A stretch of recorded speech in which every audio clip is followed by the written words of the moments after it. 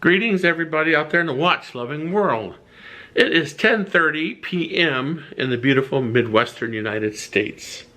And for tonight, for my wristwatch check, I'm wearing my Hamilton Khaki King. It is a mechanical hand wind watch, not an automatic. But these watches are kind of a fun watch to wear. It's 38 millimeters, and every morning you get to wind it. And it's just an enjoyable, good watch that you can get at a very reasonable price. And it's a field watch, has a military background and everything.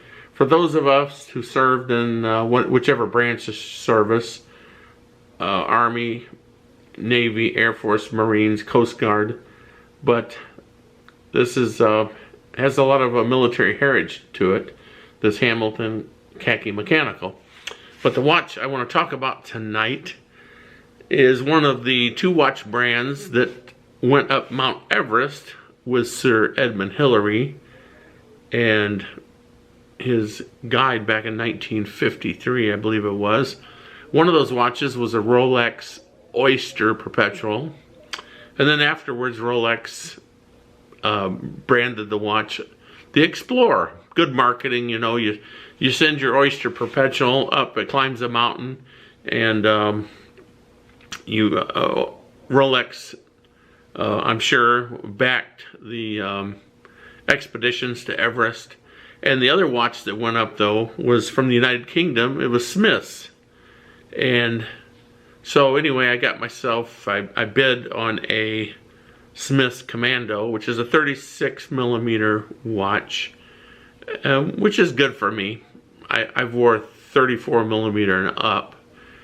And I like the size and everything, so I can't wait to get my hands on it. It has a Japanese movement in it with 24 jewels. It's a Miyota movement owned by Citizen, I believe, but it's a well-made movement, and it looks like a well-made little watch.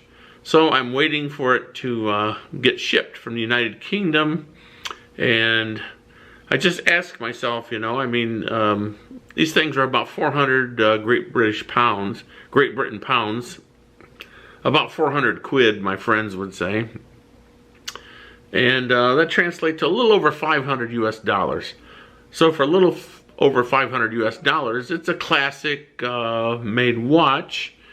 Now, if you buy an original Smith's, they went out of business, I think, in the late 70s, around the quartz crisis time. But if you buy an original one, they're about 2,500 US dollars. They're expensive. So this company, Time Factors, in the United Kingdom, makes Smith watches now, and they look really good. I think I'm a believer, and you know, I did my DNA. I'm 64% United Kingdom.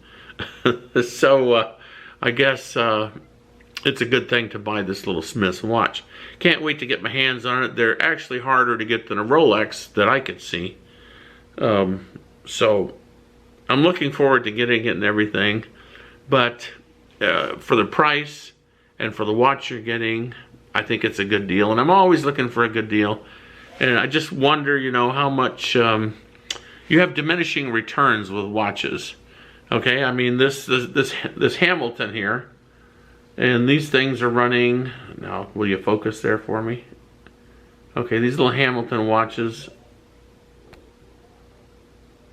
there we go. These little Hamiltons, they're about in the 500 US dollar range. But you have other watches that are $5,000 and up. And, you know, what are you getting for your $5,000? That's what I ask myself. So it's diminishing returns, in my opinion. You might agree with me, you might not agree with me, but everybody on YouTube, you know, we give our opinions on things. I'm not an expert, I'm just a regular guy who absolutely loves watches. I fell in love with them. So I think dollar for dollar, this Smith's is going to be a good watch. Also, it has a dial that I really like, the 369 dial, which is common to Rolex Explorers. And I was pricing Rolexes and thinking about going to the authorized dealer. And I probably could get one, but, you know, at my age now, do I want to put that much money in a watch to put on my wrist, or do I want to spend $500 US and keep the majority of my money invested, not in the stock market right now, but do I want to keep the majority of my money liquid in case I need to use it over my retirement years? Well, anyway, I hope you like my videos, and I can't wait to get my little Smith's Commando watch, because that's the only Commando watch that I can afford. And I'm glad I got it from the United Kingdom. Well, if you like my videos, hit like, hit subscribe. Thank you to everyone who has subscribed to my channel. Without subscribers, I would be talking in the dark here. But thank you, and in the end, remember to keep your watches all wound up.